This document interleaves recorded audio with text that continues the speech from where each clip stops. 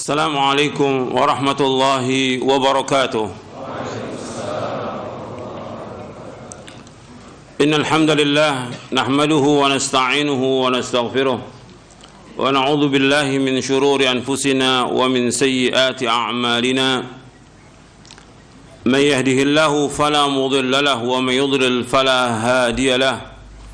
Asyhadu an la ilaha illallah wahdahu la syarika lahu wa asyhadu anna Muhammadan abduhu wa rasuluh. Ya ayyuhalladzina amanu taqullaha haqqa tuqatih wa la tamutunna illa wa antum muslimun. Ya ayyuhan nasu taqu rabbakumul ladzi khalaqakum min nafsin wahidah wa khalaqa minha zawjaha wa batha minhuma rijalan katsiran wa nisaa'a wattaqullaha alladzi tasaaluna bihi wal arham innallaha kana 'alaikum raqiba.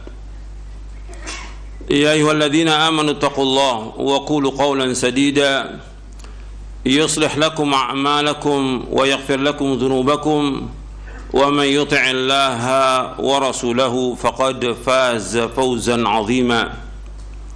أما بعد فإن أصدق الحديث كتاب الله وخير الهدي هدي محمد صلى الله عليه وعلى آله وسلم وشر الأمور محدثاتها وكل محدثة بدعة وكل بدعة ضلالة وكل ضلالة في النار. أيها الإخوة أعزكم kepada jamaah yang hadir, ikhwan dan akhwat yang mudah-mudahan dirahmati oleh Allah Taala, dan kepada seluruh kaum muslimin yang mendengarkan kajian ini yang mudah-mudahan dirahmati oleh Allah Taala. Ayuhal ikhwah a'azakumullah, sebelum kajian ini saya ingin memberikan nasihat untuk saya dan untuk antum sekalian. Kita bersyukur kepada Allah Subhanahu wa taala atas segala nikmat yang Allah karuniakan kepada kita. Nikmat Islam, nikmat iman, nikmat sehat, nikmat afiat. Dan juga kita bersyukur kepada Allah Subhanahu wa taala diberikan oleh Allah taala hidayah taufik untuk mengaji, untuk nuntut ilmu. Ini kenikmatan yang luar biasa yang wajib kita syukuri. Kita diberikan hidayah untuk talabul ilmi syar'i yang merupakan kewajiban atas setiap muslim dan muslimah. Talabul ilmi faridatun ala kulli muslimin. Menuntut ilmu itu wajib atas setiap muslim. Kalau disebutkan muslim termasuk muslimah. Ini nikmat yang besar yang kita wajib syukuri. Betapa banyak orang-orang yang tidak diberikan hidayah untuk talabul ilmi. Jutaan orang tidak diberikan hidayah untuk talabul ilmi. Antum diberikan oleh Allah hidayah untuk talabul ilmi. Maka gunakan kesempatan ini sebaik-baiknya untuk mendapatkan ilmu yang bermanfaat. Antum gunakan kesempatan ini untuk betul-betul menuntut ilmu, mengaji, memperhatikan apa yang disampaikan, memahami. Kemudian antum berusaha untuk mengamalkan dalam kehidupan. Karena banyak orang yang ngaji tapi ilmunya tidak bermanfaat. Itu yang harus dia introspeksi. Kenapa kok tidak bermanfaat ilmunya? Sekian lama ngaji tidak ada perubahan dalam kehidupan. Coba antum perhatikan, ngaji mestinya ada perubahan. Perubahan dalam diri kita, perubahan dalam keluarga kita, perubahan dalam ibadah kita kepada Allah, perubahan dalam kita betul-betul menata hati kita untuk tunduk dan taat hanya kepada Allah, menjaga keikhlasan, ittiba kepada Rasulullah SAW. Begitu juga mengatur waktu kita. Banyak yang menuntut ilmu tidak pandai mengatur waktu. Talabul ilmi dia buang-buang waktu dengan sia-sia.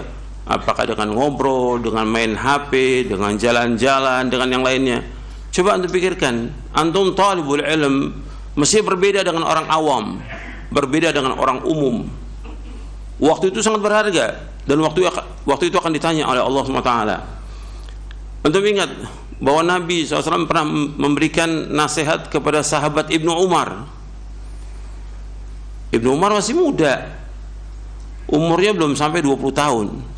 Ibnu Umar, Nabi mengatakan kepada Ibnu Umar radhiyallahu anhuma, kun fid dunya ka'annaka gharibun aw abiru sabilin wa'udda nafsaka min ahlil kubur.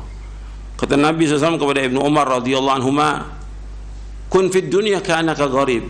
Hendaklah kamu jadi dunia seperti orang asing. Au abiru sabilin, atau engkau orang yang dalam perjalanan. Wa'udda nafsaka min ahlil kubur, dan hitung dirimu termasuk orang yang pasti mati, pasti menjadi penghuni kubur. Hadis ini sahih diriwayatkan oleh Imam Bukhari, Abu Daud, Tirmidzi, Ahmad dan yang lainnya. Tapi kalimat wa'udda nafsaka min ahlil kubur tidak ada dalam riwayat Bukhari. Dalam riwayat yang lain ada. Nabi menyebutkan kepada Ibnu Umar ini, jadilah kamu dunia seperti orang asing atau orang dalam perjalanan. Orang asing atau orang yang dalam perjalanan itu betul-betul dia menjaga waktunya. Waktunya sangat berharga. Kalau umpamanya orang ditugaskan di luar kota seminggu, bagaimana kerjaan dia bisa selesai dalam 3 hari? Karena apa? Karena dia kangen kepada keluarganya. Betul-betul dia jaga waktunya itu. Kemudian orang yang asing atau orang dalam perjalanan, mesti dia mempunyai apa? Bekal. Kita ini sedang berjalan menuju kepada Allah. Kita pasti akan mati dan kita pasti akan dihisab oleh Allah. Maka kita wajib mempersiapkan bekal. Bekal yang terbaik apa? Taqwa. Wa tazawwadu fa inna khairaz zadi taqwa wattaquni ya ulil albab. Berbekalah kalian, dalam surah Al-Baqarah, berbekalah kalian karena sebaik-baik bekal takwa. Bertakwalah kepadaku, wahai orang berpikir. Maka mempersiapkan bekal untuk akhirat. Dengan apa? Dengan takwa kepada Allah. Dengan apa? Dengan melaksanakan ketaatan kepada Allah, menjauhkan maksiat. Dengan melaksanakan amal-amal soleh sebanyak-banyaknya, dengan ikhlas dan ittiba. Dan juga gunakan waktu kita sebaik-baiknya. Ini waktu kita banyak yang terbuang, luar biasa waktu ini, terbuang dengan sia-sia. Banyak yang dipakai buat HP aja itu berapa jam itu? Tuh HP. Buat nonton, nggak ada manfaat sama sekali.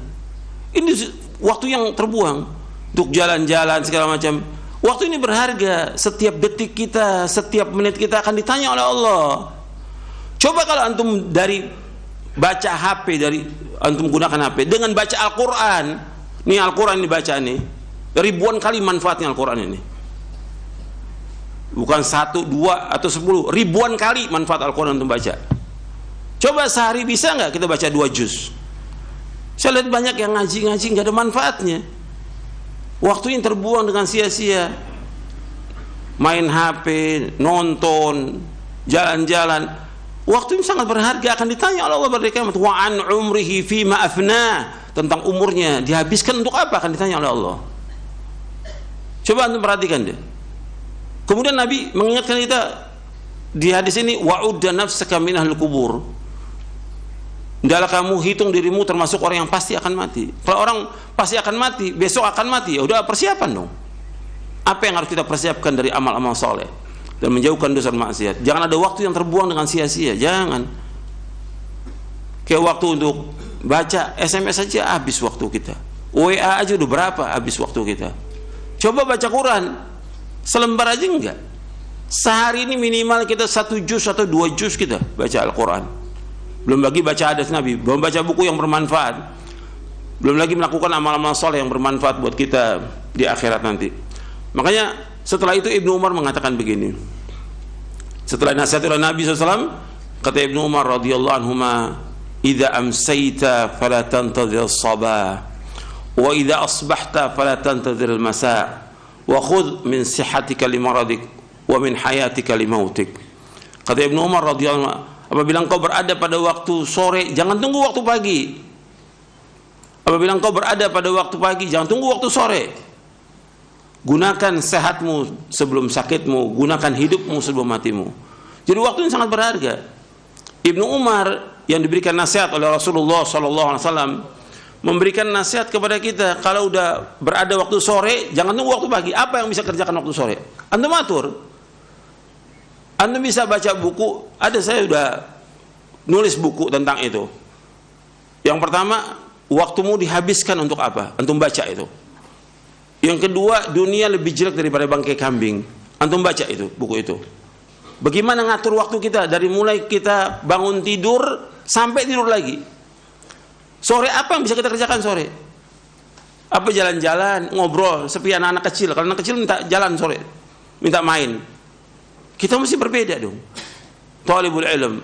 Waktu kita berharga, apa yang bisa kita baca dari kitab-kitab? Di samping zikir sore yang kita baca, apa buku yang harus kita baca? Apa yang kita tamatkan dari buku itu? Dan apa yang kita murojaah dari Al-Quran?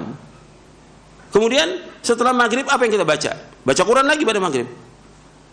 Pada isya apa lagi yang kita lakukan? Menjelang tidur apa lagi kita lakukan? Tengah malam kita bangun apa yang harus kita lakukan? Subuh. Begitu seorang talibul ilm, waktunya sangat berharga. Antum hisab diri antum. Hasibu anfusakum qabla an tuhasabu. Hisab diri kalian sebelum kalian dihisab oleh Allah. Coba ini perhatikan yang seperti ini. Banyak saya lihat waktu yang terbuang. Talibul ilm terbuang. Antum dipilih oleh Allah untuk ngaji, untuk nuntut ilmu. Ini luar biasa, antum dipilih oleh Allah. Gunakan kesempatan itu. Banyak orang-orang yang sudah dipilih, kemudian setelah itu dia gunakan waktu yang sia-sia. Akhirnya lama-kelamaan udah dia jenuh dengan ngaji. Akhirnya sama dengan orang awam.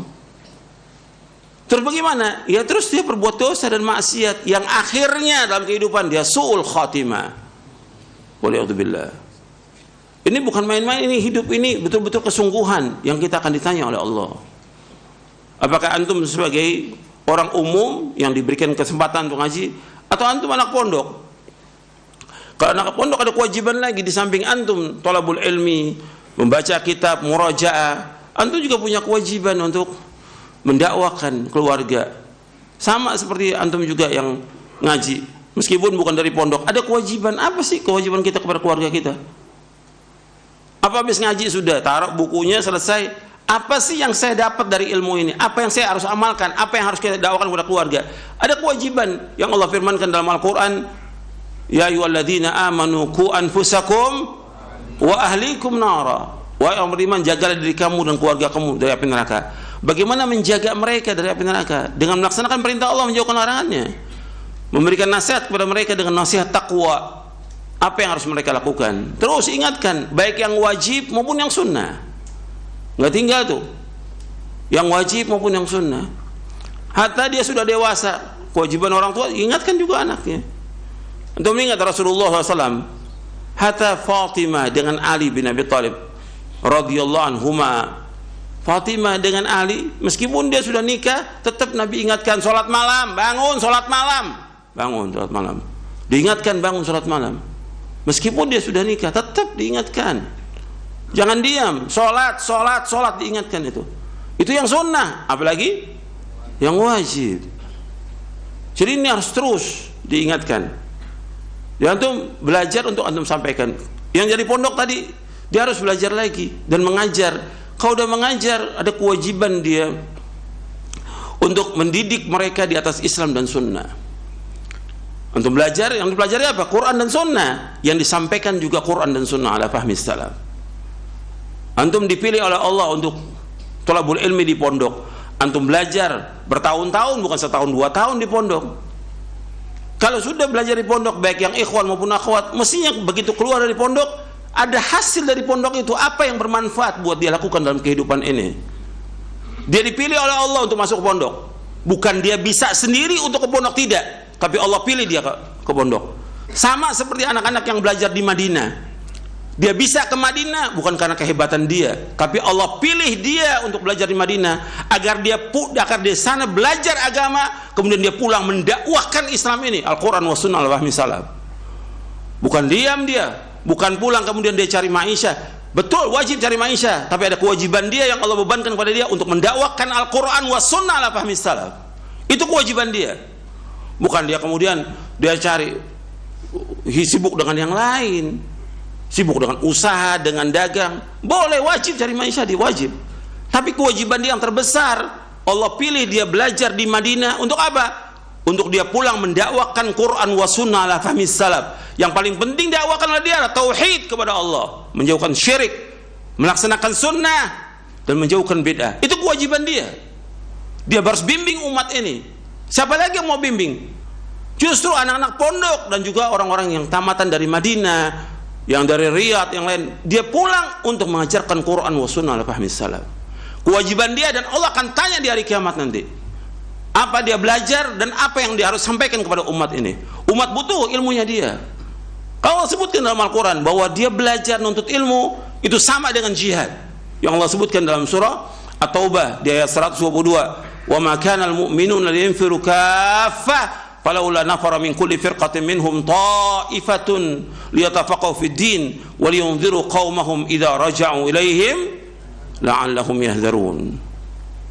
Allah sebutkan dalam surah At-Taubah di ayat 122, wa ma kana al-mu'minuna liyanfiru kaffah, tidak patut orang mukmin semuanya pergi berperang jihad. Falaula nafara min kulli firqatin minhum ta'ifatun liyatafaqahu fid din, mesti ada dari setiap golongan, setiap kelompok orang yang belajar agama, menuntut ilmu. Artinya orang yang belajar agama, menuntut ilmu disamakan oleh Allah dengan apa? Jihad fisabilillah. Untuk apa? Untuk tafaqquh fid din, belajar agama, memahami agama Al-Quran wa sunnah ala fahmi salaf. Setelah itu apa kewajiban dia? Apa kewajibannya? Setelah tafaqquh fid din apa? Waliyunziru qaumahum idza raja'u ilaihim wa la'allahum yahdharun. Dalam surah At-Taubah di ayat 122. Jadi agar mereka setelah itu mengancam kaumnya, pulang ini bukannya main-main, bukannya kerja yang lain, tapi apa tugasnya dia? Waliyunziru qaumahum idza raja'u ilaihim la'allahum yahdharun, agar mereka mengancam kaum mereka apabila mereka kembali, dan agar mereka berhati-hati kaumnya. Jadi kewajibannya dia, ada kewajiban dia belajar di pondok, dia belajar di Libya, dia belajar di Madinah, dia belajar di Yaman, pulang ini untuk mendakwahkan Quran wa sunnah ala fahmi salaf. Itu kewajibannya dia terus, dan gak boleh berhenti. Siang dan malam dia dakwakan, itu kewajibannya dia, karena Allah pilih dia untuk belajar, maka dia kewajiban, dan ganjarannya besar yang luar biasa. Selama dia dakwakan, selama itu dapat mengalir pahalanya. Man dalla ala khairin kafa'ili, barang siapa menunjukkan orang berkebaikan, dia akan dapat ganjaran terus. Man da'a ila hudan kana lahu minal ajri mithla ujuri man tabi'ahu min ghairi an yanqusa min ujurihim syai'. Kata Nabi SAW dalam hadis riwayat Muslim, barang siapa yang mengajak orang pada petunjuk, maka dia dapat ganjaran, terus dapat ganjaran orang-orang yang mengikutinya, dan tidak kurang sedikit pun juga. Ini kewajiban, jadi jangan ditinggalkan. Kepada yang ngaji tetap harus introspeksi, merubah, artinya kepada kebaikan. Kalau kita nggak berusaha untuk merubah, siapa lagi? Kita jadi contoh. Yang belajar di pondok juga demikian, yang belajar di Madinah juga demikian. Antum kewajiban mendakwakan Quran wa sunnah al-fahmi salaf. Terjun di masyarakat, dakwakan kepada umat ini agar umat paham. Jutaan orang yang tidak paham tentang agama, jutaan. Dan itu kewajiban kita. Apa kita mau biarkan mereka dalam kegelapan, dalam zulumatul jahal, zulumatul syirik wa zulumatul bidah? Mereka dalam kegelapan kebodohan, kegelapan syirik, kegelapan bidah. Kewajiban kita untuk memberikan cahaya kepada mereka. Dan itu tanggung jawab kita, dan akan ditanya di hari kiamat nanti. Makanya perhatikan itu, bahwa ada kewajiban kita yang harus kita sampaikan. Tapi tetap sebelum kita melangkah untuk mendakwakan orang lain, kita dakwakan diri kita dulu. Dakwakan keluarga kita, ku anfusakum wa ahlikum nara. Kemudian dakwakan sanak kerabat kita, wa anzir ashiratakal aqrabin. Ancam keluarga kita yang terdekat, semua keluarga kita ancam. Dakwakan mereka agar mereka paham tentang agama ini. Karena itu kewajiban kita. Kita nggak bisa diam. Siang malam apa yang bisa kita lakukan untuk mereka? Ini kewajiban, dan antum dapat ganjaran besar. Karena tujuan hidup kita, puncak cita-cita seorang mukmin adalah apa? Sorga, gitu. Dan itu harus dicapai. Bagaimana caranya untuk bisa mendapatkan ini? Jadi harus, waktu itu sangat berharga untuk menggunakan kesempatan. Jangan udah nuntut ilmu masih main HP, masih buang-buang waktu, masih nonton, tengah malam masih nonton. Apa manfaatnya untuk belajar? Apa manfaatnya untuk belajar? Mestinya antum baca Quran tengah malam, antum baca buku yang bermanfaat, antum bangun tengah malam, antum tahajud, antum doa kepada Allah. Manfaat. Jadi harus apa yang kita kerjakan yang bermanfaat. Jangan kita jadi orang yang tidak bermanfaat, jangan. Kata Nabi SAW, khairun nas anfa'um linnas, sebaik-baik manusia yang bermanfaat buat orang lain. Bukan untuk diri kita sendiri, jangan. Apa yang bermanfaat? Kita harus bermanfaat. Ilmu kita bermanfaat, dakwah kita bermanfaat, harta kita bermanfaat untuk umat ini. Harus bermanfaat buat umat. Nggak boleh kita ngurus diri kita sendiri. Nggak, semua orang harus bermanfaat dengan apa yang ada pada kita.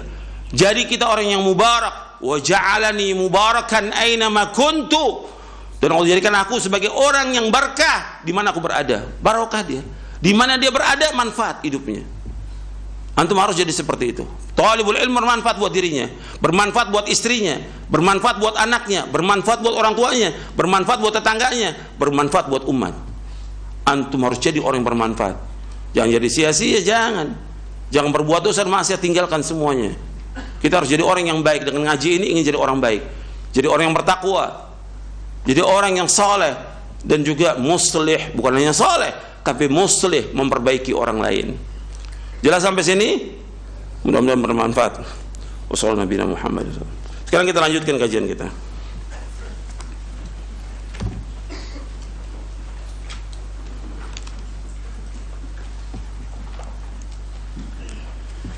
Kita masih bahas poin yang ke-54. Iya. Tentang hukum tawassul.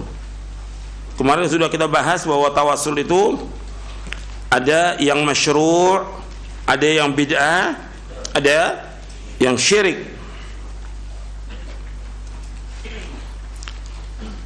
Yang masyru' sudah kita bahas. Sekarang kita masuk yang kedua, yaitu tentang tawassul yang bid'ah.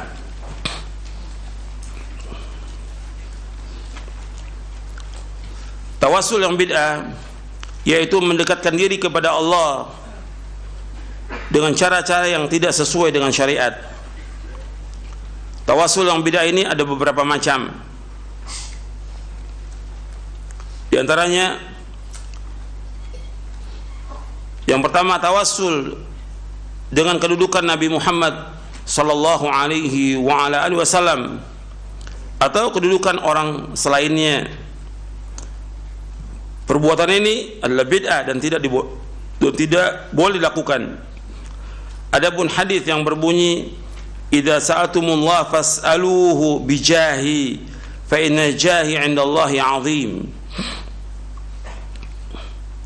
Jika kalian hendak memohon kepada Allah, maka mohonlah kepadanya dengan kedudukanku, karena kedudukanku itu di sisi Allah adalah sangat agung.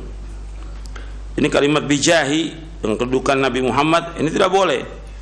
Hadis ini batil, tidak ada asal usulnya, dan tidak terdapat sama sekali dalam kitab-kitab hadis yang menjadi rujukan. Tidak juga seorang ulama ahli hadis pun yang menyebutkan sebagai hadis. Jika tidak ada satupun dalil yang sahih mengenainya, maka hal tersebut berarti tidak boleh. Sebab setiap ibadah tidak dilakukan kecuali berdasarkan dalil yang sahih dan jelas. Yang kedua, tawassul dengan zat makhluk. Jika dimaksudkan seseorang bersumpah dengan makhluk dalam meminta kepada Allah Ta'ala, maka tawassul ini seperti bersumpah dengan makhluk tidak dibolehkan. Sebab sumpah makhluk terhadap makhluk tidak dibolehkan. Bahkan hal itu termasuk syirik. Sebagaimana disebutkan dalam hadis, man halafa bi ghairi faqad kafara aw asyrak. Barang siapa yang bersumpah dengan selain nama Allah, maka dia telah kufur atau dia telah berbuat syirik.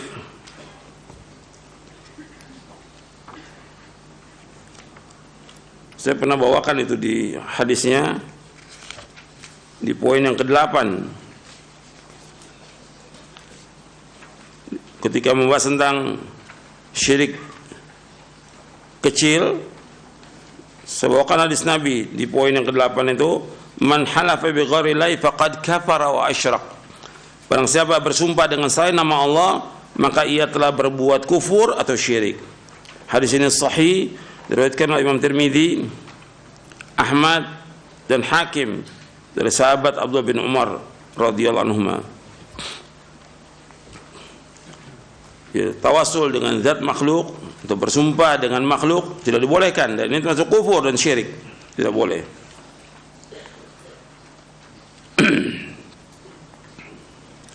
Lagi bersumpah dengan makhluk kepada Allah, maka Allah tidak menjadikan permohonan kepada makhluk sebagai sebab dikabulkannya doa, dan dia tidak mensyaratkan hal tersebut kepada para hambanya. Artinya dia bersumpah dengan nama makhluk yang dia minta kepada Allah Subhanahu wa taala. Ini tidak dibenarkan. Bersumpah harus dengan nama Allah, tidak boleh dengan nama makhluk. Tidak boleh dengan nama Nabi Muhammad, tidak boleh. Dengan nama Ka'bah juga nggak boleh. Dia bersumpah harus dengan nama Allah, demi Allah. Wallahi, tallahi, billahi. Nggak boleh dia bersumpah dengan nama Nabi Muhammad SAW atau dengan Ka'bah atau dengan yang lain, nggak boleh. Harus dengan nama Allah. Yang ketiga, tawassul dengan hak makhluk. Tawassul ini pun tidak dibolehkan karena dua alasan. Pertama, bahwa Allah Azza wa Jalla tidak mewajibkan bahwa Allah Azza wa Jalla tidak wajib memenuhi hak atas seseorang, tetapi justru sebaliknya, Allah lah yang menganugerahi hak tersebut kepada makhluknya. Sebagaimana Allah berfirman, wa kana haqqan alaina nasrul mu'minin, dan merupakan hak kami untuk menolong orang-orang yang beriman. Orang yang taat berhak mendapatkan balasan kebaikan dari Allah karena anugerah dan nikmat, bukan karena balasan setara sebagaimana makhluk dengan makhluk yang lainnya. Artinya, kalau Allah itu punya hak, haknya Allah itu bukan seperti kita, bahwa kita wajib melaksanakan hak kepada orang lain atau wajib melaksanakan hak kepada Allah. Tapi hak Allah itu merupakan anugerah, pemberian, nikmat kepada hambanya. Karena Allah tidak terkena hukum wajib, tidak. Yang terkena hukum wajib dan yang lainnya adalah siapa? Makhluk. Gitu. Jadi ketika disebutkan hak itu, bahwa itu merupakan hak yang merupakan nikmat atas hambanya. Seperti ketika Nabi bertanya kepada Mu'adz bin Jabal tentang haqqullah yang ibad, dijawab, haqqullah ibad ay ya'buduhu wa la yusyriku bihi syai'an, wa haqqul ibadi 'ala Allah alla yu'adziba man la yusyriku bihi syai'an. Hak Allah atas hambanya agar mereka beribadah hanya kepada Allah dan mereka tidak berbuat syirik kepadanya. Dan hak Allah atas hambanya, ya hak Allah, hak hamba atas Allah, yaitu Allah tidak akan mengazab orang yang tidak berbuat syirik. Kalimat Allah tidak akan mengazab ini merupakan nikmat, karunia, gitu. Bukan merupakan kewajiban, gitu. Jadi Allah tidak wajib memenuhi hak atas seseorang, tidak, gitu. Tapi justru sebaliknya, Allah yang menganugerahkan hak tersebut kepada makhluknya. Wa kana haqqan alaina nasrul mu'minin. Di antara contohnya itu, dua contoh sudah. Yang pertama ayat ini, yang kedua hadis Nabi, wa haqqul ibadi 'ala Allah alla yu'adziba man la yusyriku bihi syai'a. Dan hak hamba atas Allah, Allah enggak akan mengazab orang yang tidak menyekutukannya dengan sesuatu pun juga. Jadi orang yang taat berhak mendapatkan balasan kebaikan dari Allah. Karena apa? Anugerah dan nikmat. Jadi Allah memberikan balasan karena anugerah dan nikmat Allah Ta'ala kepada mereka. Seperti orang masuk surga. Dengan apa masuk surga? Dengan apa? Rahmatnya Allah. Amal merupakan sebab untuk masuk surga, tapi untuk masuk ke dalam surganya dengan sebab apa? Rahmat Allah. Karena kalau dibandingkan antara amal dia dengan nikmat yang Allah berikan kepada hambanya, sebanding atau tidak? Tidak. Ini orang beramal 1000 tahun, kemudian dibandingkan dengan nikmat Allah yang Allah berikan dari mulai dia lahir sampai dia meninggal, sebanding nggak antara ibadah 1000 tahun dengan nikmat itu? Nggak sebanding. Jadi amal sebagai sebab untuk masuk surga, dan ini sudah kita bahas di buku ini, sudah kita bahas. Tapi untuk masuk surganya dengan rahmat Allah, itu anugerah. Sama seperti Allah memberikan ganjaran, pahala, kebaikan, merupakan anugerah. Jadi kita nggak punya hak untuk tawassul dengan haknya makhluk, sehebat apapun makhluk itu.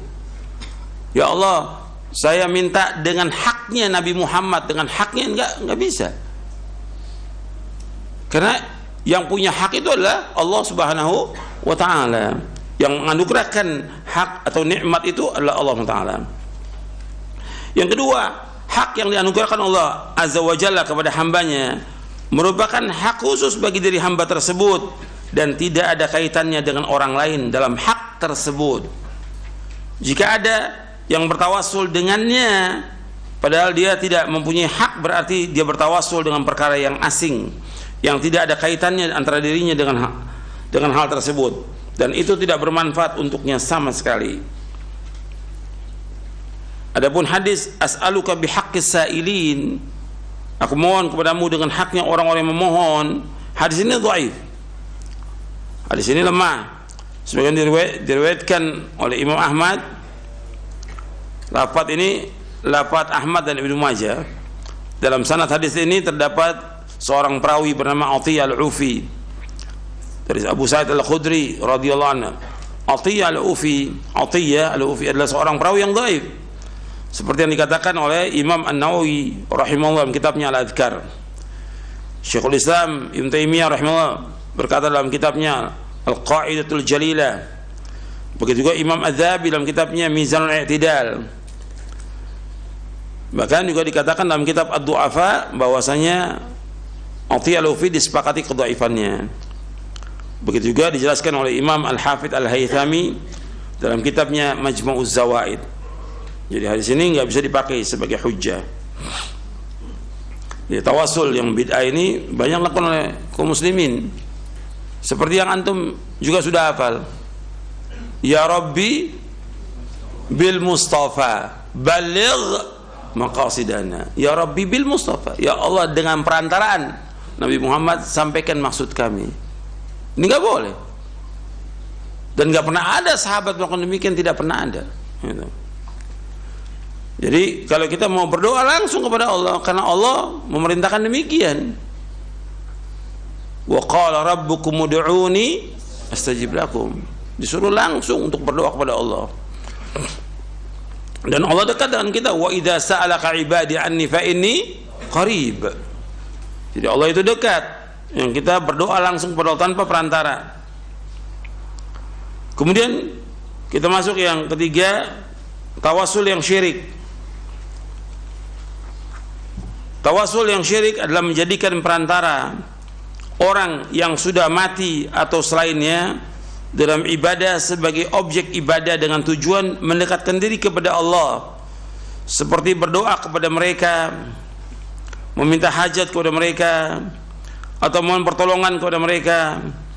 Allah Ta'ala berfirman, ala lillahi dinul khalis walladzina ittakhadhu min dunihi awliya ma na'buduhum illa liyuqarribuna ila Allahi zulfa innallaha yahkumu bainahum fima hum fihi yakhtalifun innallaha la yahdi man huwa kadzibun kafar.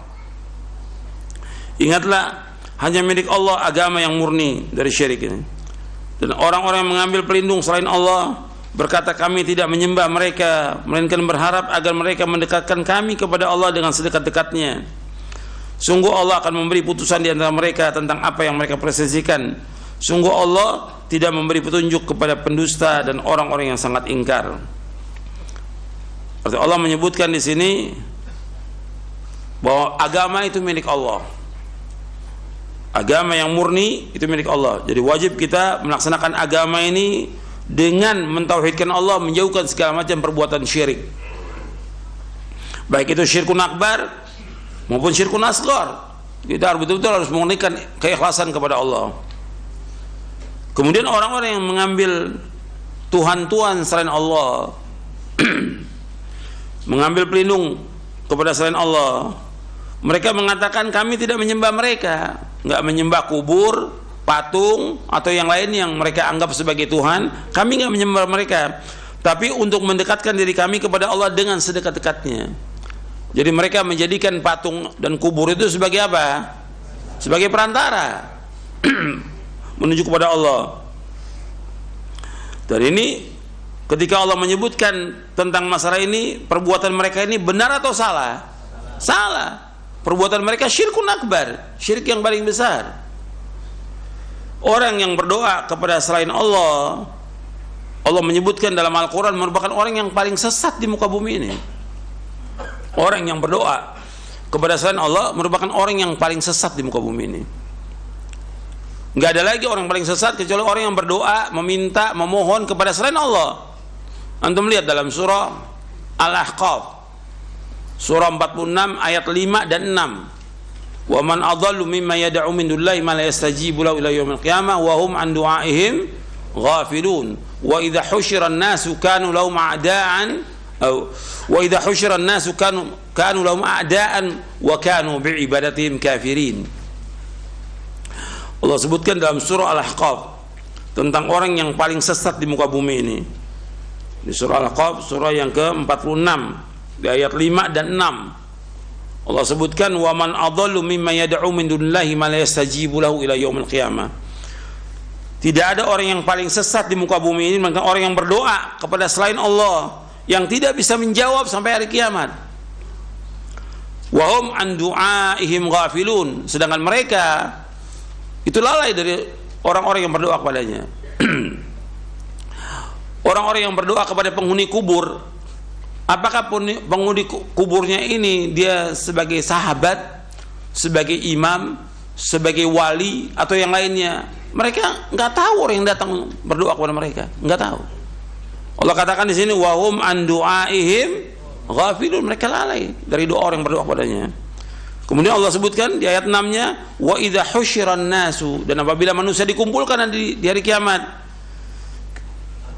kanu lahum a'daan, mereka akan menjadi musuh, wa kanu bi'ibadatin kafirin, dan mereka akan mengingkari. Artinya orang-orang soleh yang dikubur yang kemudian orang datang berbondong-bondong minta kepadanya akan mengingkari perbuatan mereka, dan itu penyesalan yang besar itu bagi orang-orang yang berbuat syirik. Perbuatan ini syirkun akbar, syirik yang paling besar. Nah, seperti ini orang-orang kafir, orang-orang musyrik menjadikan kubur-kubur dan yang lainnya sebagai perantara kepada Allah untuk mendekatkan diri mereka dengan sedekat-dekatnya. Dan Allah akan menghukumi di antara mereka tentang apa yang mereka persisikan, dan Allah tidak akan menunjuki orang-orang yang dusta dan kufur. Selanjutnya, tawassul dengan meminta doa kepada orang mati tidak diperbolehkan. Bahkan perbuatan ini termasuk syirkun akbar, syirik yang besar, karena mayit tidak mampu berdoa seperti ketika ia masih hidup. Demikian juga meminta syafaat kepada orang yang sudah mati, karena Umar bin Khattab radhiyallahu an, Muawiyah bin Abi Sufyan radhiyallahu an, dan para sahabat yang bersama mereka, juga para tabi'in yang mengikuti mereka dengan baik, ketika ditimpa kekeringan mereka memohon diturunkan hujan, bertawassul dan minta syafaat kepada orang yang masih hidup, seperti kepada sahabat Abbas bin Abdul Muttalib radhiyallahu an. Dan juga ini waktu zamannya Umar radhiyallahu an meminta kepada Abbas bin Abdul Muttalib untuk berdoa kepada Allah agar Allah turunkan hujan. Padahal Umar ada di Madinah. Umar tidak datang ke kuburan Nabi, tidak. Dan tidak pernah ada sahabat datang ke kuburan Nabi untuk minta sesuatu, tidak ada. Kemudian di zaman Muawiyah bin Abi Sufyan di Syam ini, Muawiyah bin Abi Sufyan di Syam, ketika terjadi kemarau,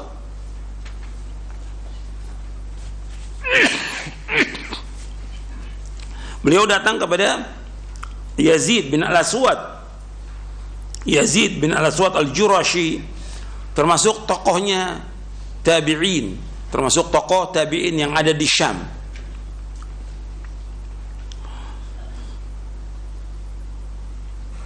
Jadi Muawiyah minta kepada Yazid bin Al-Aswad untuk berdoa kepada Allah, sama-sama berdoa agar turunkan hujan. Kemudian turun hujan. Mereka tidak bertawassul, tidak meminta syafaat, memohonkan diturunkan hujan melalui Nabi Muhammad SAW, tidak, baik di kuburan beliau ataupun di kuburan orang lain, tetapi mereka mencari pengganti dengan orang yang masih hidup. Makanya Umar bin Khattab radhiyallahu an mengatakan, seperti disebutkan dari sahabat Anas radhiyallahu an, kata sahabat Anas, ketika terjadi kemarau, maka Umar bin Khattab radhiyallahu an itu meminta kepada Abbas bin Abdul Thalib untuk berdoa Maka Umar mengatakan begini, Allahumma inna kunna natawassalu ilaika binabiyyina fatasqiyana wa inna natawassalu ilaika bi'ammi nabiyyina fasqina. Qala fayusqaun. Artinya ada di sini artinya. Umar bin Khattab berkata, ya Allah, dahulu kami bertawassul kepadamu dengan perantaraan nabimu, sehingga engkau menurunkan hujan kepada kami, dan kini kami bertawassul kepadamu dengan perantaraan paman kami, paman nabi kami. Karena itu turunkanlah hujan kepada kami. Kata Anas, lalu Allah turunkan hujan. Nanti Anda bisa lihat lafadznya di Sahih Bukhari di hadis nomor 1010 dari sahabat Anas. Mereka menjadikan Abbas sebagai pengganti dalam tawassul ketika mereka tidak lagi bertawassul kepada Nabi Muhammad SAW sesuai dengan yang disyariatkan sebagaimana yang telah mereka lakukan sebelumnya. Padahal sangat mungkin bagi mereka untuk datang ke kubur Nabi dan bertawassul melalui beliau jika memang hal itu dibolehkan. Dan mereka para sahabat meninggalkan praktek-praktek tersebut merupakan bukti tidak diperbolehkan bertawassul dengan orang mati. Tidak boleh. Baik meminta doa maupun syafaat kepada mereka. Seandainya saja meminta doa atau syafaat baik kepada orang mati maupun yang masih hidup itu sama saja, tentu mereka tidak berpaling dari Nabi Muhammad SAW kepada yang lebih rendah derajatnya. Jelas Abbas itu derajatnya lebih rendah dari Nabi Muhammad SAW. Abbas bin Abdul Muttalib radhiyallahu an. Kalau seandainya boleh tawassul dengan orang yang sudah mati, mestinya sahabat Umar datang kepada siapa? Kepada Rasulullah, kepada Nabi. Tapi tidak boleh. Tidak boleh meminta kepada orang sudah mati, dan tidak boleh jadikan orang mati sebagai perantara kepada Allah. Tidak boleh. Tidak boleh. Wa ma yastawil ahya wal amwat innallaha yusmi'u man yasha wa ma anta bimusmi'in man fil qubur. Tidak sama orang yang hidup dengan orang yang mati. Engkau tidak akan bisa memberikan pendengaran. Sesungguhnya Allah memberikan pendengaran kepada siapa yang Allah kehendaki, dan engkau tidak bisa memberikan pendengaran kepada orang yang dikubur. Dan mereka mengatakan bahwa Nabi dan orang-orang soleh juga masih hidup. Seperti orang yang mati syahid juga hidup. Betul, disebutkan bahwa para nabi itu hidup di kubur mereka. Tapi yang harus diperhatikan, hidupnya mereka berbeda dengan kehidupan apa? Dunia. Ini alam apa?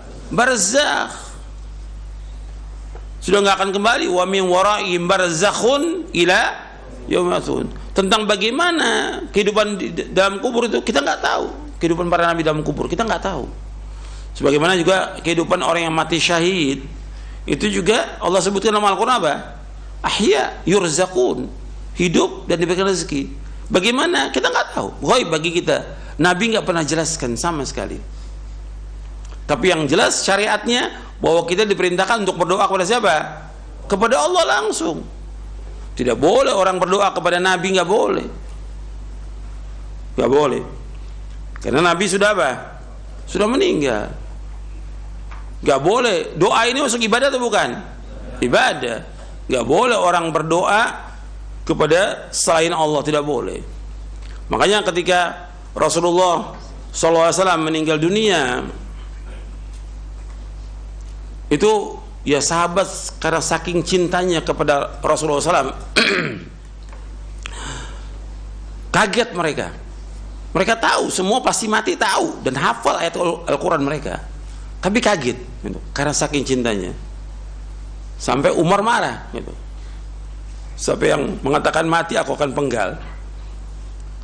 Datang Abu Bakar As-Siddiq radhiyallahu an. Abu Bakar datang menemui Rasulullah dan mencium kening Rasulullah SAW dan katakan bahwa engkau wangi, hidup dan mati engkau wangi. Kemudian Abu Bakar langsung menuju ke masjid karena orang sahabat lebih banyak kumpul di masjid. Abu Bakar radhiyallahu mengatakan, "Man kana ya'budu Muhammadan fa inna Muhammadan qad mat. Wa man kana ya'budu Allah fa inna Allah hayyun la yamut." Barang siapa yang menyembah Muhammad, Muhammad sudah mati. Tapi barang siapa menyembah Allah, Allah hidup. Gitu. Kemudian dibacakan oleh Abu Bakar As-Siddiq radhiyallahu anhu, "Wa ma Muhammadun illa rasulun qad khalat min qablihi ar-rusul afa imma ta'u qutilan qalabtum ala aqabikum wa may yanqalib ala aqibihi fala yadurra syai'a wa sayajzillahu asy-syakirin." Dalam surah Ali Imran. Muhammad itu seorang rasul dan sudah berlalu rasul sebelumnya. Apakah kalau dia meninggal dunia kalian akan berpaling menjadi murtad? Seandainya ada yang berpaling murtad, maka tidak akan membahayakan Allah sedikit pun juga. Dan Allah akan membalas orang yang bersyukur. Nangis sahabat semuanya dengan dibacakan ayat itu.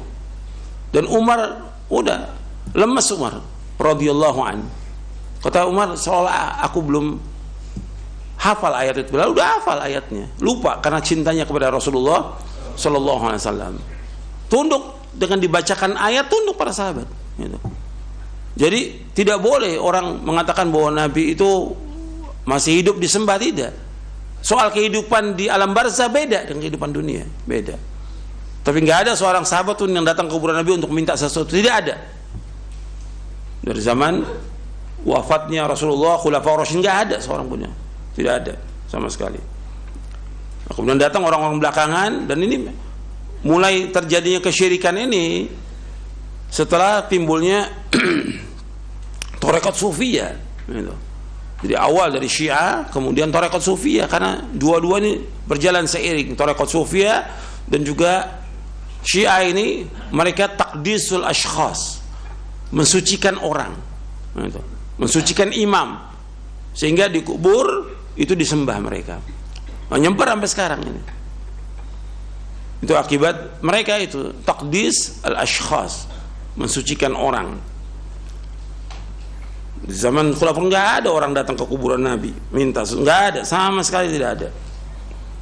Dan alhamdulillah sampai hari ini terjaga kuburan itu.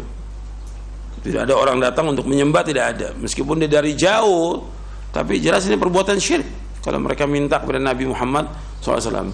Dan juga merupakan kebodohan.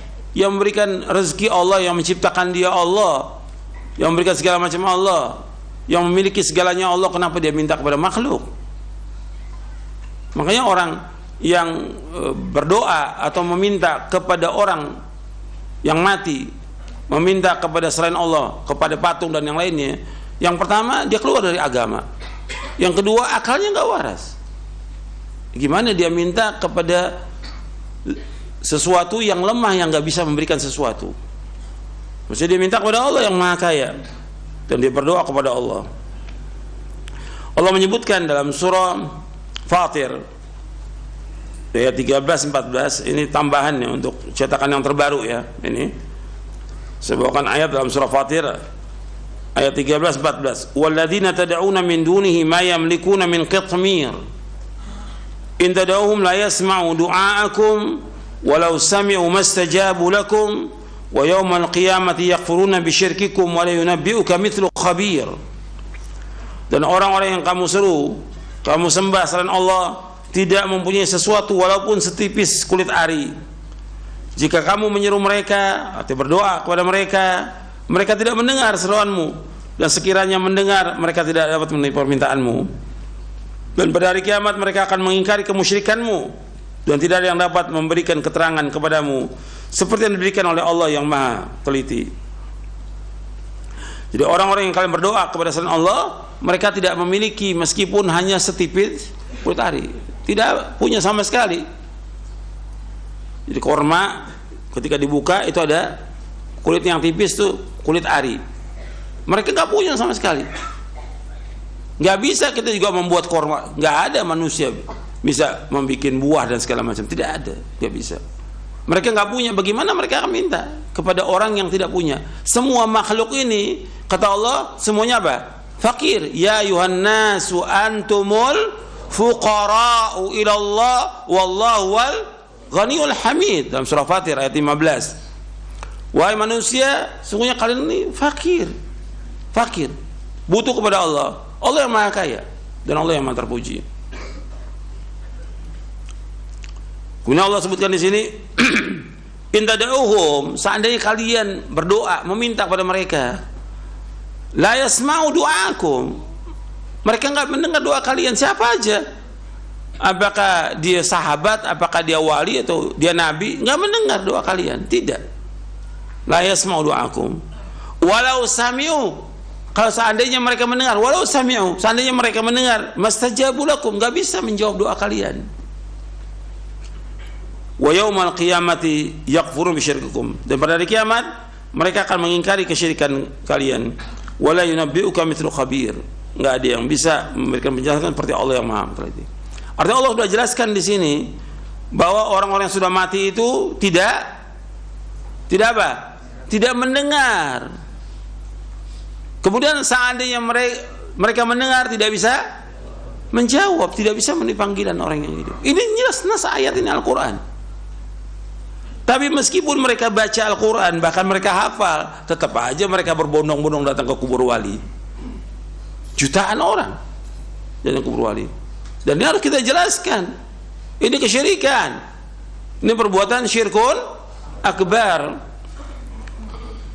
Ini perbuatan dosa besar yang paling besar dan mengeluarkan seseorang dari agama Islam. Dan juga ini merusak agamanya dia, merusak fitrahnya dia, merusak akalnya dia. Bagaimana dia minta kepada orang sudah mati? Kenapa dia nggak minta kepada Allah yang hayyun la yamut, yang hidup yang tidak akan mati selama-lamanya? Yang mereka baca ayat kursi itu, la ta'khuduhu sinatun wala naum. Allah tidak pernah ngantuk dan tidak pernah tidur selama-lamanya, azali wa abadi. Kenapa enggak minta kepada zat yang demikian? Yang hayyun la yamut, yang enggak pernah ngantuk, enggak pernah tidur selama-lamanya. Minta kepada Allah. Kok minta kepada makhluk yang mati? Dan Allah sebutkan Nabi Muhammad itu sudah meninggal dunia, jelas. Kemudian juga Allah mengatakan kepada Nabi Muhammad dalam surah Az-Zumar, innaka mayyitun wa innahum mayyitun, sesungguhnya engkau mati dan mereka juga mati. Gimana berdoa meminta kepada orang sudah mati?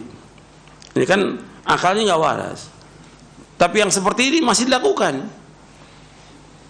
Yang seperti ini masih dilakukan oleh sebagian kaum muslimin di kubur-kubur yang dianggap keramat dan lainnya, di kubur-kubur wali masih jutaan itu. Ya, sampai di sini kajiannya mudah bermanfaat untuk saya dan untuk sekalian. Kurang lebihnya saya mohon maaf. Wassalamualaikum Muhammadin sallallahu alaihi wasallam. Subhanakallahumma bihamdik asyhadu an la ilaha illa anta astaghfiruka wa atubu ilaik. Assalamualaikum warahmatullahi wabarakatuh.